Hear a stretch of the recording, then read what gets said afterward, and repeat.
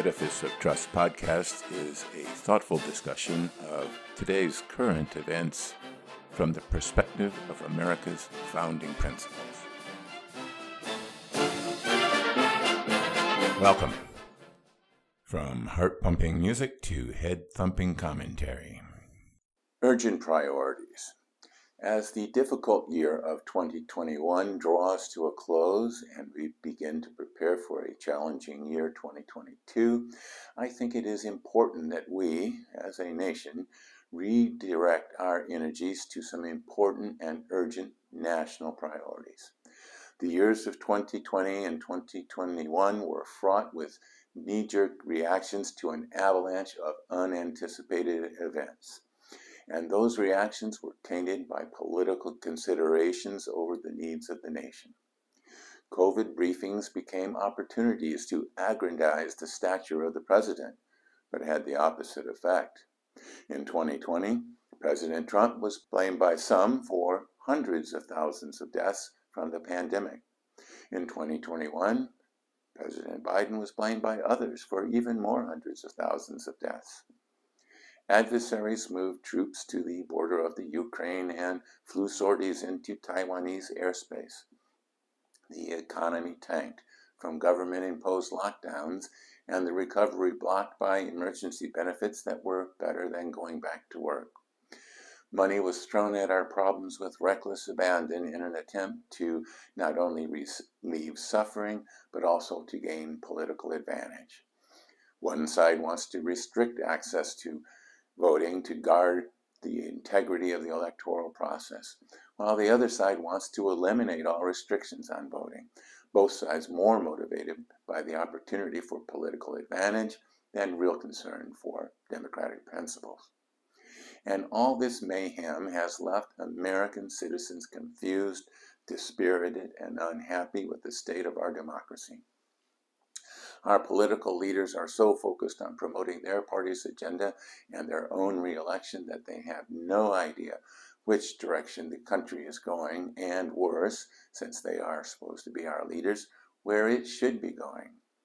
We as a people are faced with a plethora of urgent priorities, and we need to make sure our political leaders focus on those priorities. As I see it, the priorities fall into two broad categories. One, national priorities, and two, political priorities. Urgent national priorities. These are the priorities that affect all Americans, rich and poor, black and white, young and old, whatever.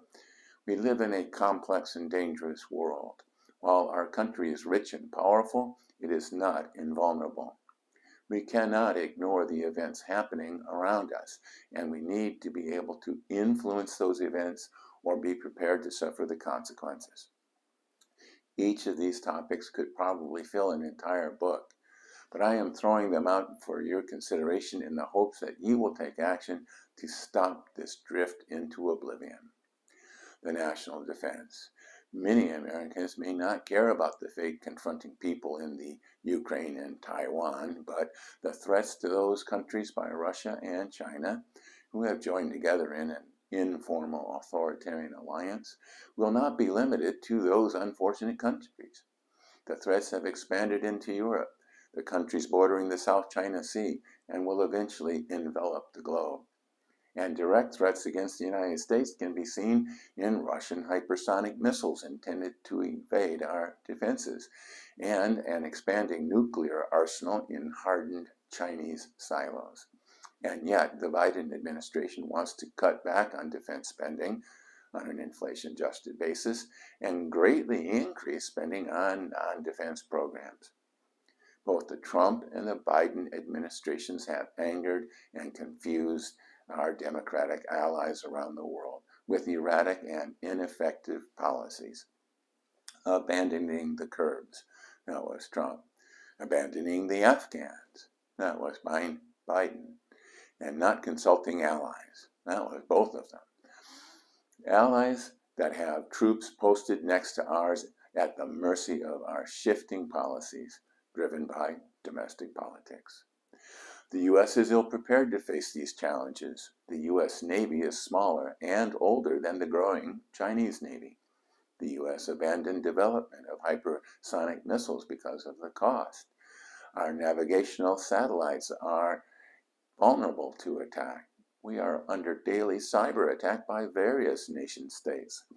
We need to develop a strategy to address these international challenges, such as the National Security Strategy developed by H.R. McMaster in 2017 and ignored by President Trump, and come up with the money needed to implement that strategy. The international order.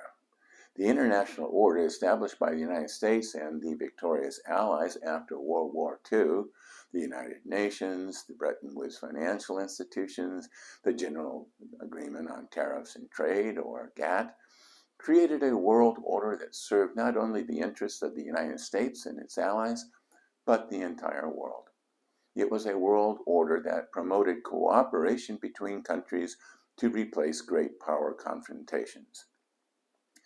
These institutions helped to cement an economic and political system that resisted the Soviet Union during the Cold War and paved the way to economic growth and the Washington Consensus after the fall of the Soviet Union. But these institutions have been co-opted and captured by forces inimical to the United States and the world order it created.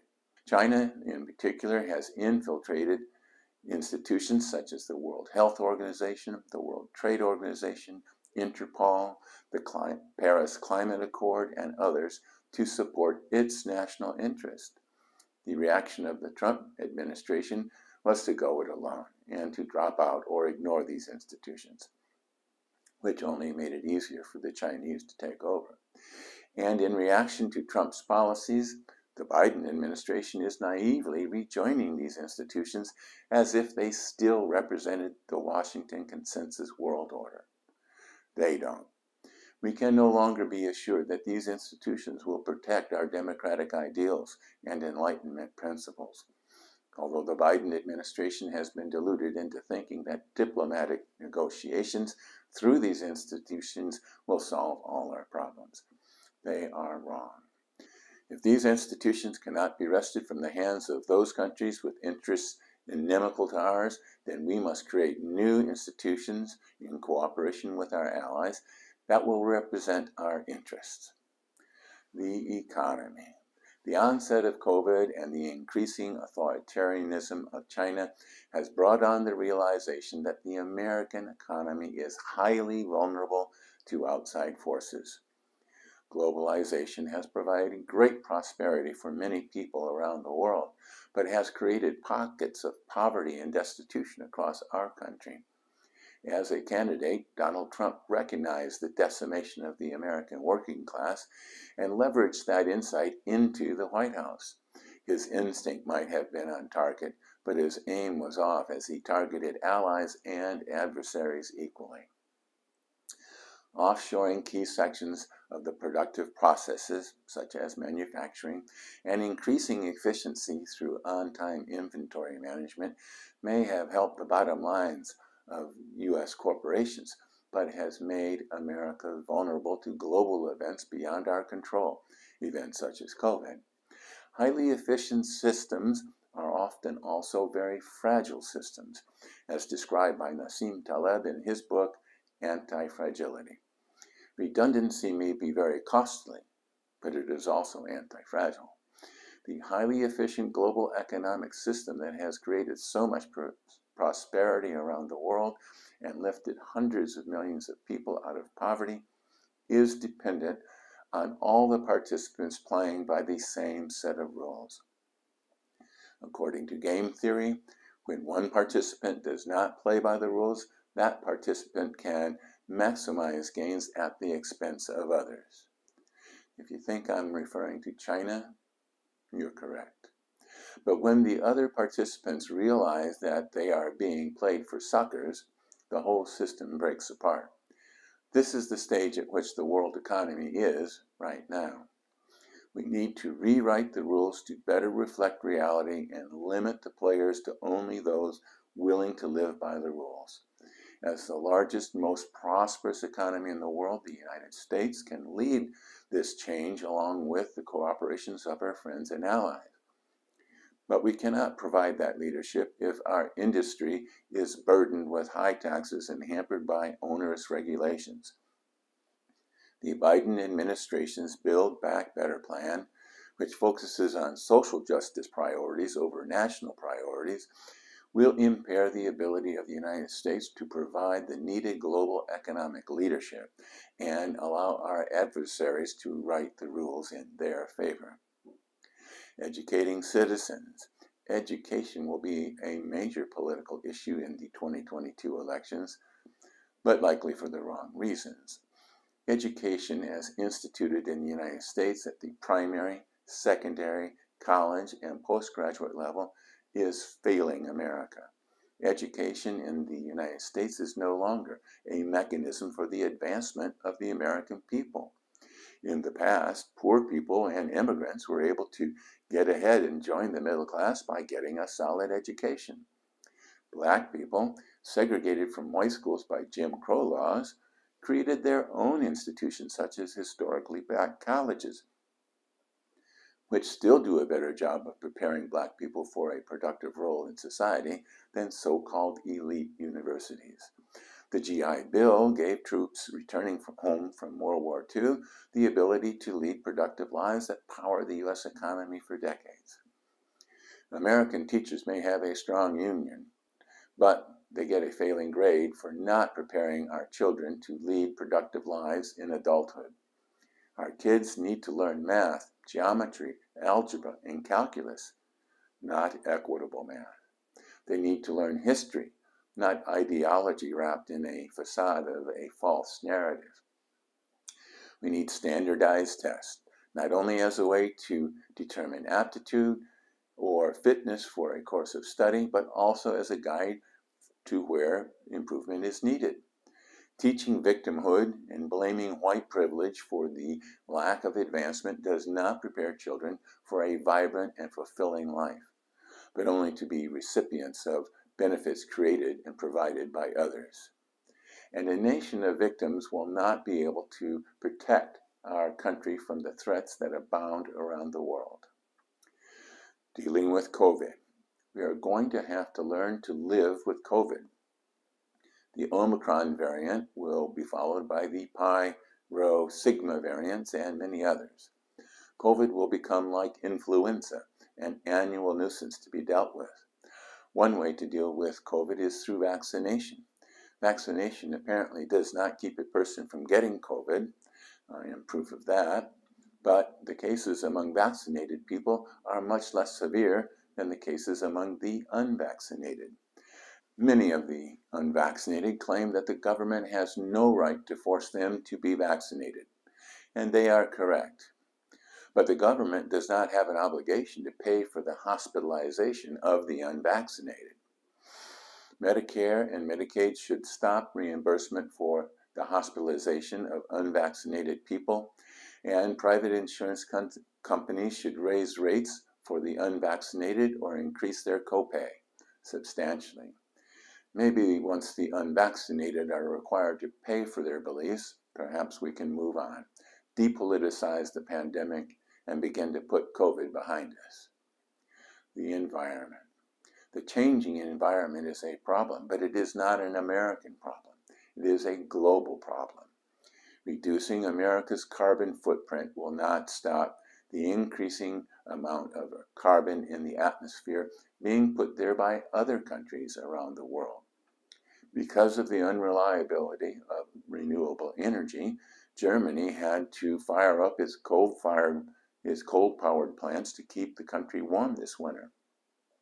And China is building 43 brand new coal-fired plants to fuel its economy and its military buildup. Sacrificing our energy-producing capabilities to show leadership while weakening us economically and militarily is a fool's errand. There are other ways we can face this problem without committing national suicide, as described by former Undersecretary of Science Stephen Koonin in his book, Unsettled. We can decrease our vulnerability to climate change through actions to mitigate the impact of climate change. even though natural disasters are increasing due to climate change. According to many pundits, deaths and injuries from these disasters have been greatly reduced. We need to be realistic about dealing with climate change, not idealistic. These are the great national priorities that need to be addressed. You may be able to think of other priorities that are relevant to all Americans, but these great national priorities have been pushed aside by our so-called leaders who focus on narrow political priorities. Ponder that while you listen to a brief message. My latest book, The People's God, Ruminations About God, Religion, and the Future of Western Civilization, has just been published. The book traces the origins of religion and how religions have affected civilizations throughout history. It looks at the increasing secularization in Western countries and analyzes whether a just and moral society can survive without religion. Now available at Amazon, Barnes & Noble, and Apple Books. You can find the links to these retailers on my website, www.edificeoftrust.com. Thank you. Welcome back. We are also faced with other priorities, but these are political priorities established by people with an agenda. None of these priorities address existential threats to the United States or its people. Some may be popular, but in today's hyper-partisan environment, there is little likelihood of reaching a consensus or even a compromise on any of these issues. These issues will consume much of the political dialogue in the months leading up to the next election, but none of these issues should be allowed to detract from the importance of addressing the urgent national issues. These are some of the urgent political priorities: the 2020 election fraud and the January 6th riot. The tragic events surrounding the 2020 elections, Trump's maniacal insistence that the election was fraudulent, and the January 6th riot of Trump's base to block the certification of the election, will forever be a dark stain in history books yet to be written. But Donald Trump continues to insist on his claims of having been cheated, either because he has lost touch with reality, a dangerous assumption when dealing with Donald Trump, or as a mechanism to inflame his base. He is using it as a litmus test that GOP candidates must pass to show their loyalty to Trump and his pretensions. The purpose of the House Select Committee to investigate the January 6th attack created by Nancy Pelosi is not out to seek justice, but to continually parade Trump's action before the American people. Both Trump and Pelosi want to keep his name on the front page because they believe it serves their political purposes. But it doesn't serve the national interest. Most rational people want to put these events behind us and move on. Glenn Youngkin's victory in the Virginia off-year election was done without the involvement of Donald Trump. Although he endorsed Youngkin, he did not campaign for him. And Youngkin studiously avoided the topic of the 2020 election in his campaign. Another one, the Build Back Better Act and the For the People Act. The proposed legislation involved in the Build Back Better Act and the For the People Act, both passed by the House but stalled in the Senate, is designed to convert President Biden's mandate into a generational change in the relationship between the U.S. government and the American people. But President Biden and the Democrats have no such mandate. Candidate Biden received 51.3% of the popular vote, hardly a landslide, while the Senate ended up in a 50-50 tie, and only because of Trump's disastrous intervention in the Georgia runoff elections. And the Republicans made inroads to the Democratic majority in the House. These two House bills appear to have been blocked by Joe Manchin's no vote, along with Kristen Sinema's. But the Democrats believe that Republican intransigence can be used at the ballot box. They insist that these bills are very popular. However, the reality is that only 41% of those polled supported Build Back Better, according to a recent NPR Marist poll.